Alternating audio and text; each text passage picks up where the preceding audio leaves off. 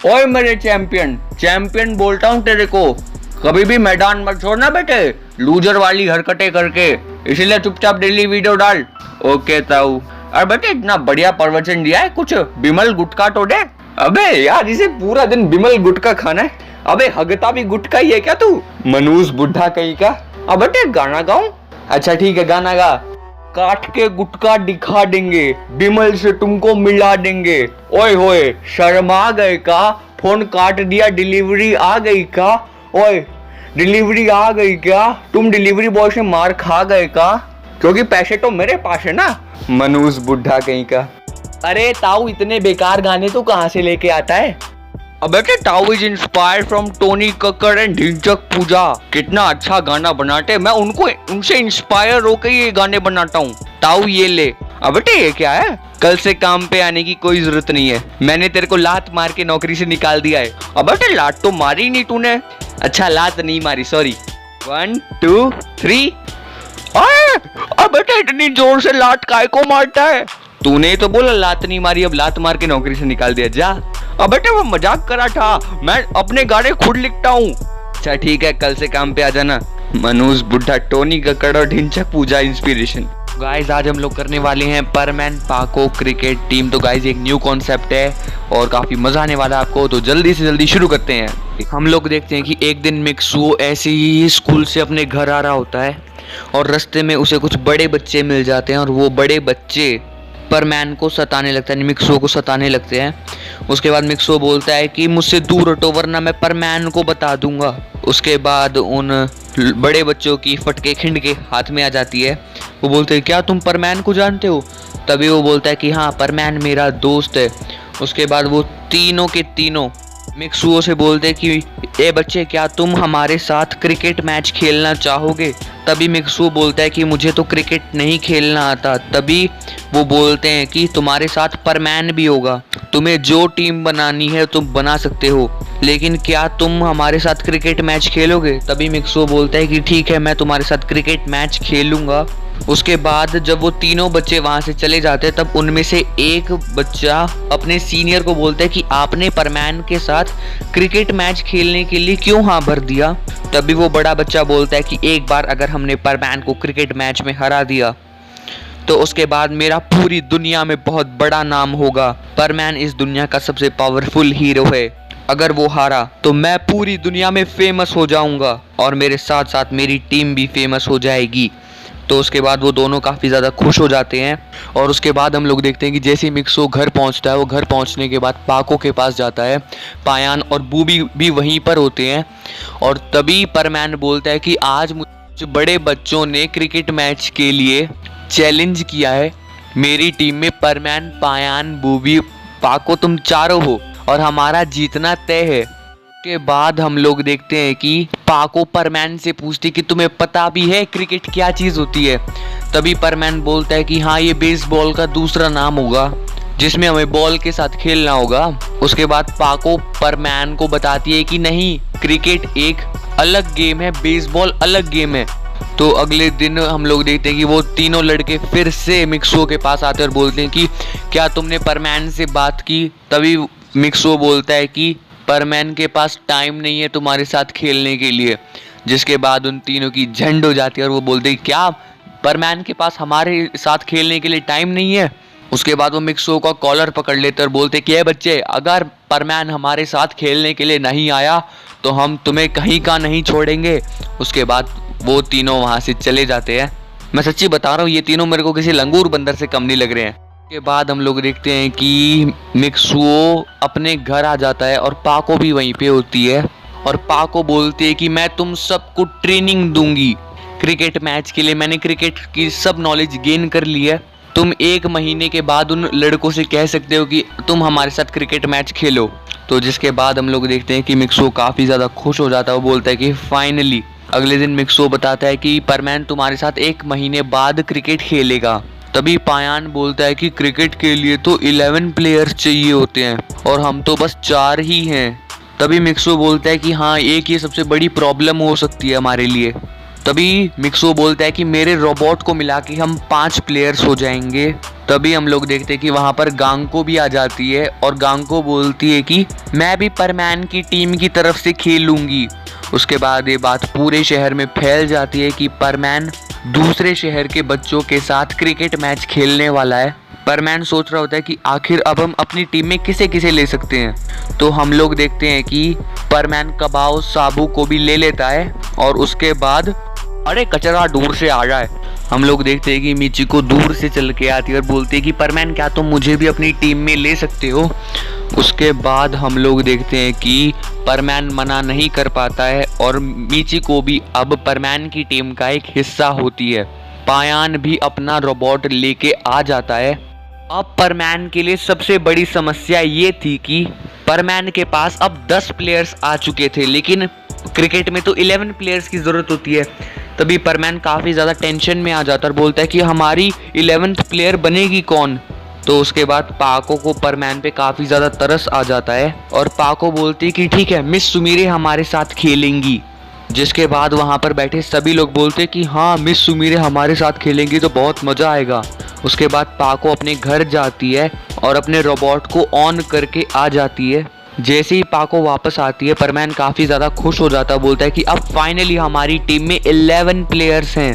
उसके बाद कबाओ मिक्सुओ का मजाक उड़ाते हुए बोलता है कि मिक्सुओ का होना या ना होना एक ही बराबर है। जिसके बाद कबाओ और साबू और मिचिको हंसने लगते हैं।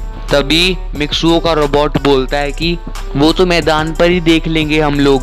जिसके बाद कबाओ मिक्सुओ के रोबोट का कॉलर पकड़ लेता है और बोलता है कि क्या कहा तुमने मिक्सुओ। उसके बाद मिक्सुओ का रोबोट बोलता है कि कुछ नहीं मैंने कुछ नहीं कहा। उसके बाद पाको आगे आती है और बोलती है कि कल से हमारी क्रिकेट की प्रैक्टिस शुरू हो रही है, तो आप सभी को अच्छे से पहले रनिंग करनी होगी, स्टैमिना बनाना होगा, क्योंकि क्रिकेट स्टैमिना का ही गेम है। उसके बाद हम लोग देखते हैं कि सभी परमैन्स और सभी लोग काफ़ी हार्ड वर्क कर रहे होते हैं। तभी वहाँ पर उन बड़े बच्चों में से एक बच्चा आ जाता है और बोलता है कि क्या तुम्हें पता नहीं कि क्रिकेट में हवा में उड़ना मना है, तो सभी परमैन्स को अपने मेंटल्स साइड में रखने होंगे। हाँ वो अपना मास्क पहन सकते हैं अपनी आइडेंटिटी बचाने के लिए। जिसके बाद हम लोग देखते हैं कि सभी परमैन्स के चेहरे उतर जाते हैं, क्योंकि मेंटल एक ऐसी चीज़ थी जो उनका काफ़ी ज़्यादा हेल्प कर सकती थी हवा में उड़ने में, रन तेज़ी से लेने में और काफ़ी चीज़ें और भी कर सकती थी। हम लोग देखते हैं कि कबाओ, पायान का रोबोट और पायान काफ़ी अच्छी बैटिंग कर रहे थे और साबू भी काफ़ी अच्छी बैटिंग कर रहा था। और मिक्सू और परमैन का तो आपको पता ही है, वो काफ़ी ख़राब खेल रहे थे। लेकिन परमैन की एक एडवांटेज थी कि अगर बॉल बैट पर आ गई ना तो वो छक्के के बिना रुकेगी नहीं। उसके बाद वो दिन आ जाता है जिस दिन परमैन की टीम उन बड़े बच्चों के साथ खेलने वाली थी। लोग देखते हैं कि जैसे पूरे ही शहर में एक जश्न मनाया जा रहा था। वो मैच टीवी पर टेलीकास्ट भी होने वाला था। जैसे ही परमैन को ये सब पता चलता है, परमैन काफ़ी ज़्यादा घबरा जाता है और बोलते हैं कि क्या ये मैच टीवी पर टेलीकास्ट होगा। तभी परमैन सोचता है कि अगर मैं अच्छा नहीं खेला तो सभी लोग मेरा मजाक उड़ाएंगे, कहेंगे परमैन हार गया, परमैन हार गया, अब मैं क्या कर सकता हूँ। तभी पीछे से पाको आती है और बोलती है कि हम सबको तुम पर भरोसा है परमैन, इसीलिए हम सब ने मिलकर तुम्हें एज अ कैप्टन बनाया है। परमैन बोलते हैं कि क्या तुम लोगों ने मुझे कैप्टन बना दिया। तभी पाको बोलती है हाँ, और तभी पाको बताती है कि तुम्हें पता है विनिंग प्राइस कितना है। तभी परमैन पूछते हैं कितना विनिंग प्राइस है। $20,000, जो कि बहुत ही ज़्यादा है। परमैन हमें कुछ ना कुछ करके ये मैच जीतना ही पड़ेगा। तो परमैन हम पहले क्या करेंगे। परमैन बताता है कि हम पहले बैटिंग करेंगे। तभी पाको बोलते नहीं, हमें पहले बॉलिंग करनी होगी और सामने वाली टीम के विकेट्स जितनी जल्दी हो सके उतनी जल्दी गिराने भी होंगे, तभी जाकर हम मैच जीत पाएंगे। तभी परमैन पूछता है कि हमारी टीम का विकेट कीपर कौन है। तभी पाको बताती है कि वो पायान है। तो उसके बाद हम लोग देखते हैं कि सभी परमैन्स अपने मेंटल्स उतार कर कहीं रख देते हैं और बोलते हैं कि चलो guys, best of luck for your victory. वहाँ पर मिक्सुओ के मम्मी पापा भी आए थे। पूरा ग्राउंड खचाखच दर्शकों से भरा हुआ था। परमैन इतने सारे लोगों को देखकर वैसे ही नर्वस हुआ जा रहा था। हम लोग देखते हैं कि पहले परमैन टॉस करने के लिए वहाँ पर जाता है और वहाँ पर फील्डिंग मांग लेता है। तभी परमैन बोलता है कि आज हम लोग क्या करेंगे, उसके बाद परमैन अपनी पूरी टीम लेकर मैदान के अंदर आ जाता है और सबसे पहला ओवर डाल रही थी मिस सुमीरे। मिस सुमीरे के ओवर में मात्र 5 रन आते हैं और 50 ओवरों का मैच होता है। ऐसे ही बॉलिंग करते करते मिचिको की बॉलिंग आ जाती है और मिचिको के सामने उनकी टीम का कैप्टन आ जाता है। वो मिचिको को 6 बॉलों में 17 रन मार देता है, जिसकी वजह से टीम की रन रेट एकदम से ऊपर जाती है। जिसके बाद हम लोग देखते हैं कि सभी प्लेयर्स टेंशन में आ जाते हैं, लेकिन तभी पाको आके फुल स्पीड से बॉल फेंकती है और तीनों किल्लियां उड़ जाती हैं। जिन्हें किल्लियों के बारे में नहीं पता, ये हरियाणवी शब्द है विकेट्स। तीनों की तीनों विकेट्स उड़ जाती हैं। लेकिन हम लोग देखते हैं कि फिर आती है गांको और साबू। गांको और साबू काफ़ी ज़्यादा रन खा रहे थे और उसके बाद आता है परमैन का ओवर। परमैन अपने ओवर में कम से कम रन खाने की कोशिश करता है, लेकिन परमैन काफ़ी बेकार बॉल फेंकता है, जिसकी वजह से ओवर के अंदर 37 रन्स लग जाते हैं। अब तुम सोच रहे होगे कि 37 रन्स कैसे लगे। परमैन की बॉल बाउंस होकर क्रिकेटर्स के सर के ऊपर से जाकर डायरेक्ट बाउंड्री के पार जा रही थी, जिसके वजह से काफ़ी सारे रन्स सामने वाली टीम को एक ही ओवर के अंदर मिल गए थे। उसके बाद पाको बोलते कि अब हम तुम्हें और ओवर नहीं दे पाएंगे। उसके बाद परमैन फील्डिंग कर रहा होता है, लेकिन परमैन अच्छी फील्डिंग नहीं कर पाता है क्योंकि उसके पास उसका मेंटल नहीं होता है। परमैन काफ़ी कैचेस भी छोड़ता है, जिसकी वजह से सामने वाली टीम धड़ाधड़ रन बनाती रहती है। और अब सामने वाली टीम ने 280 रन बना दिए थे 50 ओवरों के अंदर अंदर, और वो बड़े बच्चे सोच रहे होते हैं कि ये परमैन से ज़्यादा ढील मत देना। और उसके बाद हम लोग देखते हैं कि परमैन की टीम बैटिंग करने के लिए आती है। ये एक न्यू कॉन्सेप्ट है, तो गाइज हो सकता है कि आपको बैटिंग वाले पोर्शन में थोड़ा मज़ा आए और ये स्टोरी थोड़ी सी छोटी हो सकती है, लेकिन कल से हम लोग अपनी बड़ी स्टोरीज पर वापस आएंगे। उसके बाद हम लोग देखते हैं कि कबाव और पायान जब पहली ओपनिंग करने के लिए जाते हैं, तो हम लोग देखते हैं कि पायान के बैट के कॉर्नर पर बॉल लगती है और बॉल काफ़ी ऊपर चली जाती है। और तभी हम लोग देखते हैं कि एक फील्डर काफ़ी स्पीड से भागता हुआ आता है और उस बॉल को लपक लेता है, जिसकी वजह से पहली ही ओवर की पहली ही बॉल में पायान अपना विकेट खो देता है। उसके बाद कबाव के साथ यही चीज़ हुई। कबाव के मतलब पैर के नीचे से बॉल निकली और सीधा विकेट के अंदर जाकर लगती है, जिसकी वजह से परमैन की टीम अपने विकेट्स खो चुकी होती है। जिसके बाद अगले ही ओवर में मिस सुमीरे LBW आउट हो जाती हैं। तो अब एक तरफ इतना लंबा टारगेट चेज करना था और विकेट्स पे विकेट्स गिरे जा रहे थे। सभी लोग होप कर रहे थे कि काश अगला नंबर पे परमैन आ जाए, लेकिन परमैन नहीं आ रहा था। लोग देखते हैं कि पाको के साथ अब मिचिको बैटिंग कर रही होती है और वो भी काफ़ी देर तक नहीं चलती है और 35 पर एक और विकेट गिर जाता है। अब परमैन की टीम के 4 विकेट्स गिर चुके थे 35 रन पे। परमैन बिल्कुल परेशान हो चुका होता है। परमैन बोलता है कि अब मैं जा रहा हूँ। तभी पायान बोलता है कि नहीं, तुम्हारा बैटिंग ऑर्डर नंबर 7 है, तुम्हें नंबर 7 पर ही जाना होगा।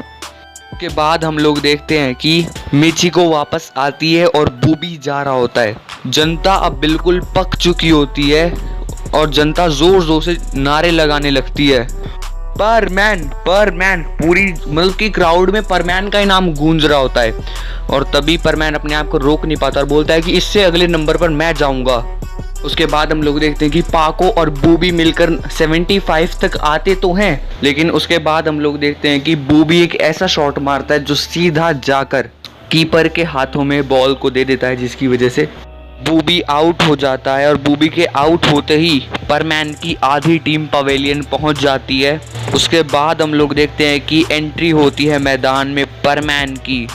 जैसे ही परमैन की एंट्री होती है ना मैदान में, चारों तरफ क्राउड का शोर हो रहा है, परमैन परमैन परमैन। और हम लोग देखते हैं कि जो पहली बॉल परमैन खेलता है ना, वो उसके बैट के नीचे से जाती है और उसकी विकेट से टकराने वाली होती है। तभी वो बॉल स्विंग हो जाती है और परमैन की विकेट बच जाती है। तभी पाको बोलती है कि परमैन सुनो, आंख बंद करके घुमाना बंद करो, इससे रन नहीं लगने वाले। तभी परमैन बोलता है कि और कैसे रन लगेंगे पाको, बॉल टप्पा खा के आ रही है मेरे पास में और रन नहीं बना पाऊंगा। तभी पाको बोलते इन सब की तरफ देखो, इन्हें अच्छा लगेगा जब इनका हीरो ऐसे आउट होके जाएगा। उसके बाद हम लोग देखते हैं कि परमैन के बैट पर 1-2 बॉल्स आ जाती हैं, जिसकी वजह से टीम को कुछ सिक्सेस मिल जाते हैं और जिसकी वजह से रन को थोड़ा पुश मिलता है। और जो वहाँ पे कमेंट्री कर रहे होते हैं वो बोलते हैं कि परमैन वेव आ चुकी है, अब ये मैच परमैन का ही है। उसके बाद हम लोग देखते हैं कि परमैन जब 45 रन्स पे था ना, तभी वो छक्का मारकर अपने 50 रन्स करना चाहता है। तभी हम लोग देखते हैं कि बॉल ज़्यादा ऊपर लगने की वजह से सिर्फ ऊपर जाती है और कीपर उसे नीचे से पकड़ लेता है। हम लोग देखते हैं कि अब चारों तरफ मैदान में शांति ही शांति है। परमैन के इस शॉट की वजह से पूरा क्राउड अब शांत हो चुका था।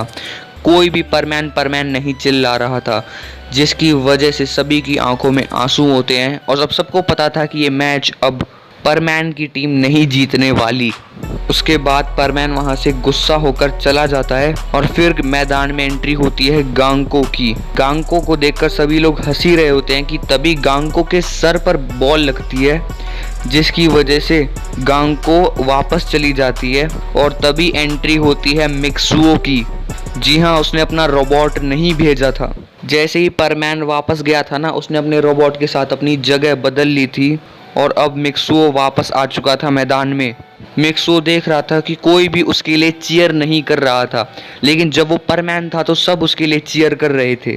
उसके बाद हम लोग देखते हैं कि परमैन की टीम का स्कोर होता है 140, जो कि आधा होता है और जिसमें से भी 60 रन्स पाको ने बनाए थे एक जगह खड़े रह के। पाको जैसे ही मिक्सुओ को देखते हुए बोलते हैं कि अच्छा रोबोट, तुम सुनो, तुम्हें थोड़ा अच्छी तरीके से खेलना है। तभी परमैन बोलता है कि अबे मैं परमैन हूँ। जिसके बाद पाको हैरान हो जाते, बोल कि तुम परमैन हो? परमैन प्लीज इस बार थोड़ा ढंग से खेलना। तभी परमैन बोलता है कि ठीक है, ओके। हम लोग देखते हैं कि पाको एक तरफ से लंबे लंबे छक्के लगा रही थी और दूसरी तरफ से विकेटें नहीं गिर रही थी। परमैन यानी कि मिक्सुओ काफ़ी ज़्यादा डिफेंसिवली खेल रहा था। उसके बाद वो बड़े बच्चे मिक्सुओ की बॉडी पर बॉल फेंकना शुरू कर देते हैं, यानी बॉल डायरेक्ट आकर परमैन के हेलमेट पर लग रही थी, परमैन के हाथ पर लग रही थी, लेकिन परमैन एक जगह खड़ा रहा। अबे ये तो बहुत ही धीरे खेल रहा है। अबे तेरी तरह आके शून्य पे आउट होने से तो अच्छा ही है।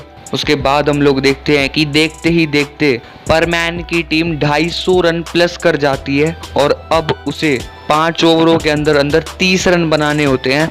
अब क्राउड में सब लोग पाको का ही नाम चिल्ला रहे होते हैं और चिल्लाते पाको पाको। पाको ने अब 120 रन बना लिए थे, जिसकी वजह से पाको अब काफ़ी ज़्यादा थक चुकी थी क्योंकि वो इतनी देर से बैटिंग कर रही थी। दूसरी तरफ हम लोग देखते हैं कि मिक्सुओ ने 42 बॉल्स खेलकर सिर्फ 10 रन बनाए थे।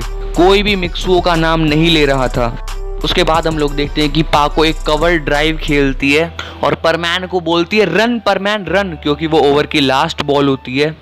हम लोग देखते हैं कि परमैन जैसे ही भागता है वो बड़ा वाला लड़का विकेट पर डायरेक्ट हिट कर देता है, जिसकी वजह से पाको रन आउट हो जाती है और पूरे क्राउड में फिर से शांति फैल जाती है। अब चारों तरफ शांति ही शांति थी। उसके बाद हम लोग देखते हैं कि पाको जाती है और उसके बाद पायान का रोबोट आ जाता है वहाँ पर। पायान का रोबोट नहीं, पायान ही आ जाता है परमैन वाले तरीके से ही। वो पायान बोलता है परमैन से, परमैन हमें कुछ ना कुछ करके ये मैच तो जीतना ही होगा। तभी परमैन बोलता है हम कैसे जीतेंगे पायान? वहाँ पर देखो पाको के आउट होते ही हमारे जीतने का रेशो 70% से 20% हो गया है। हम ये मैच हारने वाले हैं पायान। तभी पायान एक बात बोलता है कि देखो परमैन, तुम हम सबके चैंपियन हो, तो ऐसा कोई भी लूजर वाला काम मत करना जिसकी वजह से हमारी टीम हार जाए। तुम हम सबके चैंपियन हो, तुम्हारे अंदर वो स्पिरिट है, तो जल्दी शुरू हो जाओ। उसके बाद हम लोग देखते हैं कबाओ स्ट्राइक पे होता है और वो परमैन को स्ट्राइक दे देता है और बोलता है कि परमैन तुम्हें रन मारने ही होंगे। तभी परमैन बोलता है कि मैं रन कैसे मार सकता हूँ। उसके बाद हम लोग देखते हैं कि परमैन ऐसे ही थोड़े डिफेंसिव शॉट्स खेलता रहता है और रन रेट का दबाव अब ज़्यादा बढ़ रहा था। अब लास्ट के 2 ओवरों में टीम को बनाने थे 25 रन। परमैन बोलता है कि लास्ट के 2 ओवर आ गए हैं, अब 25 रन चाहिए, कैसे जीतेंगे पायान? पायान बोलता है कि चिंता मत करो, मैं कुछ रन बनाने की कोशिश करता हूँ। उसके बाद पायान एक छक्का मारने की कोशिश करता है, लेकिन वो कैच आउट हो जाता है। उसके बाद सेकंड फाइनल प्लेयर आता है साबू। साबू मिक्सुओ से बोलता है कि मिक्सुओ तुम्हें अच्छा खेलना ही होगा। अब बस साबू और गांगको ही बचे थे। गांगको को चोट लगी थी, जिसकी वजह से गांगको खेलने आ नहीं सकती थी, तो यानी ये लास्ट मौका था परमैन के पास। उसके बाद हम लोग देखते हैं कि मिक्सू अपना पैर थोड़ा आगे निकालता है और एक छक्का मारने की कोशिश करता है, लेकिन परमैन से चौका ही लग पाता है, जिसके बाद परमैन का सेल्फ कॉन्फिडेंस धीरे धीरे नीचे जा रहा होता है। लेकिन अब पूरा क्राउड मिक्सू को चीयर कर रहा था। ये एक बहुत ही प्लस पॉइंट की बात है, जिसकी वजह से मिक्सो के अंदर कॉन्फिडेंस वापस आने लगता है और मिक्सो बोलता है कि चाहे कुछ भी हो जाए, अब हम ये मैच ज़रूर जीतेंगे। उसके बाद हम लोग देखते हैं कि परमैन थोड़ा सा पीछे होता है और उस बॉल को उसी के डायरेक्शन में मार देता है, यानी कि पीछे की साइड मार देता है, जिसकी वजह से टीम को 6 रन और मिल जाते हैं। और अब फाइनल ओवर में टीम को बनाने थे 15 रन और साबू था स्ट्राइक पे। तभी मिक्सू बोलता है कि साबू तुम संभाल तो लोगे ना? तभी साबू बोलता है कि पता नहीं पर मिक्सू मैं संभाल पाऊंगा या नहीं। उसके बाद साबू के हेलमेट पर बॉल लगती है, जिसकी वजह से साबू खेल नहीं पाता है और वो अंपायर से अपील करता है कि उसे नॉन स्ट्राइकिंग एंड पर भेज दिया जाए। जिसके बाद हम लोग देखते हैं कि साबू को नॉन स्ट्राइकर एंड पर भेज दिया जाता है और अब ओवर में 5 बॉल बची थी और सामने थे 15 रन और एक अकेला प्लेयर, जिसका नाम था मिक्सुओ। हम लोग देखते हैं कि मिक्सुओ घबराते हुए 2-3 शॉट्स लगाता है और टीम को काफ़ी अच्छे रन्स लग जाते हैं। और अब लास्ट 2 बॉल बची थी और सामने थे 4 रन। उसके बाद हम लोग देखते हैं कि परमैन एक स्ट्रेट में शॉट लगाता है और 2 रन भागकर ले लेता है। और अब एक लास्ट बॉल बची थी। परमैन की मतलब कि हार्ट बीट रुक नहीं रही थी। परमैन सोच रहा था मैं क्या करूंगा यार। तभी हम लोग देखते हैं कि एक जोरदार बाउंसर आती है, जिसपे मिक्सुओ जोर का शॉट मारता है और वो छक्का लग जाता है, जो वो इतनी देर से करने की ट्राई कर रहा था। तभी मिक्सुओ को रियलाइज होता है कि अगर वो थोड़ा सा और जोर से मारता तो वो छक्के लग सकते थे, जिसकी वजह से परमैन की टीम जीत जाती है। और मिचिको, पाको, पायान, बूबी सभी काफ़ी ज़्यादा खुश होते हैं और पाको भागते हुए जाती है ग्राउंड में और परमैन को गले लगा लेती है। तभी परमैन बोलता है अरे पाको मैंने अपना परमैन सेट नहीं पहना हुआ है, मुझे छोड़ो, अरे मुझे काफ़ी ज़्यादा दर्द हो रहा है। उसके बाद हम लोग देखते हैं कि परमैन अपनी ट्रॉफी उठाता है और उसे पाको को दे देता है और बोलता है कि पाको तुम ही इसकी असली हकदार हो, तुमने इतने सारे रन बनाए। तभी पाको बोलते नहीं परमैन, इसके असली हकदार तो तुम ही हो, तुम्हारे अंदर तुम्हारे सेल्फ कॉन्फिडेंस की वजह से हम जीते हैं। उसके बाद वो सीनियर लड़के अपना मुंह छुपा के भाग रहे होते हैं, जैसे मोहल्ले में चोरी करके लोग भागते हैं। अरे टाऊ ने मेरा लोटा चुरा लिया, भागो। अरे मैंने कोई लोटा नहीं चुराया तेरा। अरे क्या हो गया अंकल जी? ए बेटा इस टाऊ ने मेरा लोटा चुराया है। अरे मैंने तेरा लोटा नहीं चुराया, अबे मेरा सुबह का जंगल जाने वाला लोटा है वो, उसमें तू पानी डालकर पी नहीं सकता, उसे मैं डेली पटरी पर लेकर जाता हूँ। अरे चीची ये पकड़ अपना लोटा। देखा बेटा मेरा लोटा इसी ने चुराया था। छी भाग यहाँ से। मनूस बुढ़ा कहीं का, कोई काम धंधा नहीं है तो लोगों के पटड़ी पर जाने वाले लोटे चुराता है। वाह निकल यहाँ से, आज के बाद यहाँ मत जाना। अब बेटा माफ कर दो, गलती से इधर उधर निकल जाता हूँ। आप लोग कमेंट सेक्शन में बताओ ताऊ को रखना है या ताऊ को लात मार के निकाल दूं। तो मैं भी जा रहा हूँ, कल से बढ़िया बढ़िया स्टोरी आनी शुरू हो जाएंगी। बाय।